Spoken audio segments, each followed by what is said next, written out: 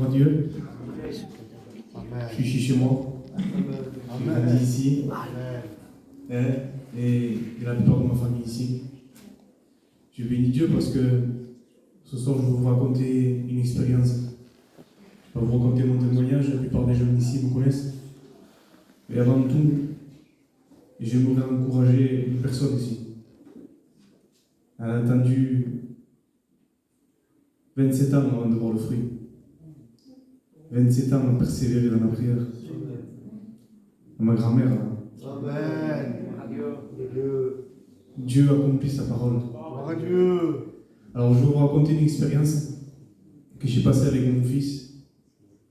Vous savez, j'ai vécu ce cantique qui dit brusquement, sans prévenir, l'orage fut dans ma vie. Et je vous promets que l'orage a été dans ma vie. Au tout début, c'était une simple visite à l'ophtalmo. Parce que je voyais que mon fils, il tournait un peu des yeux et je dis à ma femme, il faut qu'on l'apporte à l'ophtalmo. On l'a porté. Et l'ophtalmo l'a regardé et il est venu me voir, il m'a dit, écoutez, monsieur Patrak, je souhaiterais que vous alliez à Guy de Chauliac pour faire des examens plus poussés. Parce que je doute, je pensais que votre fils il a quelque chose à l'œil, mais je ne peux pas vous confirmer. J'ai pas le matériel nécessaire pour vous confirmer. Et moi, je ne pensais pas quelque chose de grave. Je me suis dit, c'est rien de grave. Alors je me rends à Guy de Chauliac avec ma compagne. Le petit fait des examens, il fait des scanners, des IRM de l'œil. Et voilà que je vois rentrer un professeur, deux professeurs. Et je voyais qu'il regardait, le petit, il regardait. À un moment donné, je dis, mais qu'est-ce qui se passe, monsieur? Je dis, bon, ben voilà, on va vous dire, monsieur, votre fils, il a un amartome rétinien. Et moi, je dis, c'est quoi ça, un amartome rétinien, monsieur? Pour faire plus court, c'est une tumeur dans la rétine de l'œil. Alors, il m'a dit, le plus, c'est que c'est pas opérable. Il n'y a pas d'amélioration de la vie. On ne peut rien faire parce que le stade est tellement avancé qu'on ne peut plus rien faire, c'est fini. Et il m'annonce comme ça. Or, pensez-vous que moi et ma compagne, on avait des jambes brisées. C'était fini. Je sais comment on va faire. Alors, on a prié. Et quelques temps après, Guy de Chauliac me rappelle, il me dit, voilà, on a envoyé votre dossier à Paris, Necker, et le professeur de Paris veut voir votre fils. Je dis d'accord, envoyez-le. Alors, avec les frères, à l'époque c'était Tony Blanc, notre responsable, on en a parlé avec les frères. Et Tony m'a dit, Brian, j'ai à cœur d'appeler Billy Savas. On ne met pas la foi à un homme, bien sûr, on met la foi en Dieu. Mais Dieu se sert de ses instruments, Dieu se sert de ses ministères.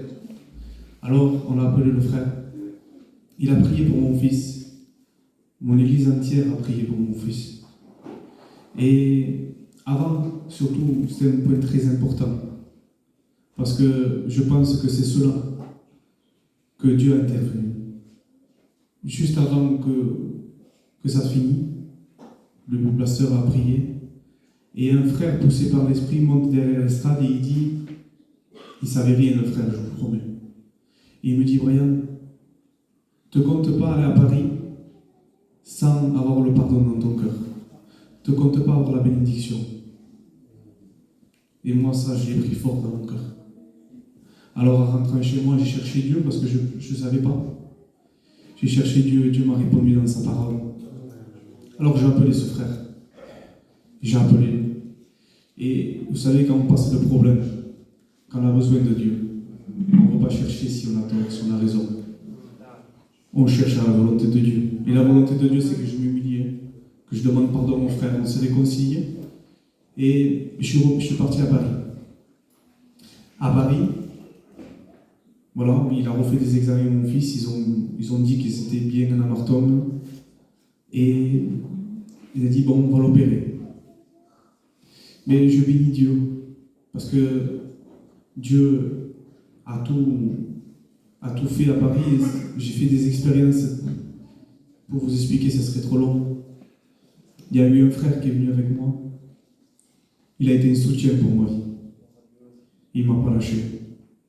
Il est venu avec son foyer à Paris, avec moi. Il a dormi une semaine avec moi, par terre. Le temps que je faisais les examens, il allait aux commissions, il me prenait le manger pour mes enfants. Ça a été un soutien. Toute mon église a été un soutien. Mais ce frère, il a été un soutien pour ma vie. Alors, moi, ma foi à moi, je pensais qu'aller à Paris et faire les examens, que la tumeur n'y était plus. Mais Dieu n'a pas voulu comme cela.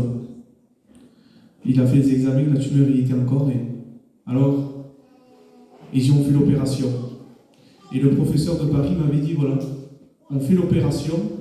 Ne pensez pas que l'opération, c'est pour améliorer la vue. Non, parce que mon fils, il était à 0,5. Pour vous dire qu'il ne voyait presque rien.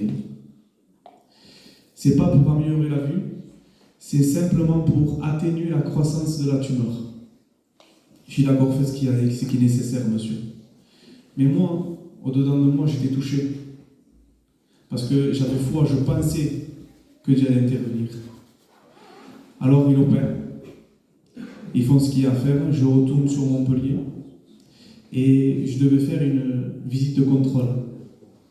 Et je priais Dieu, j'ai dit Seigneur, que je puisse avoir de bonnes nouvelles. Alors, mon fils fait les contrôles, tout en sachant que tout Montpellier, tout Paris m'avait dit, monsieur, c'est impossible que la vue de votre fils augmente. C'est pas possible. C'est pas possible. Il était passé de 0,5 à 6 de loin et à 7 de près, en un mois. J'ai vu la main de Dieu. Mais ça, c'est pas fini là. Parce que quand Dieu commence quelque chose, il la rend parfaite. Il y a quelques temps, et j'ai été encore à l'ophtalmo, parce qu'il est suivi chaque 3 mois. Si je vous dis qu'il les voit mieux maintenant, de l'œil que Dieu a posé ses mains, que son œil qui était en bon état, il y voit à 10 sur 10, de près, et il y a 8 de loin. J'ai vu la main de Dieu. Dieu est fidèle. Il demeure fidèle. Moi, je ne suis pas fidèle. Je compte sur la grâce de Dieu. Si j'ai un conseil à vous donner, un tout petit chrétien que je suis, passez votre foi en Dieu.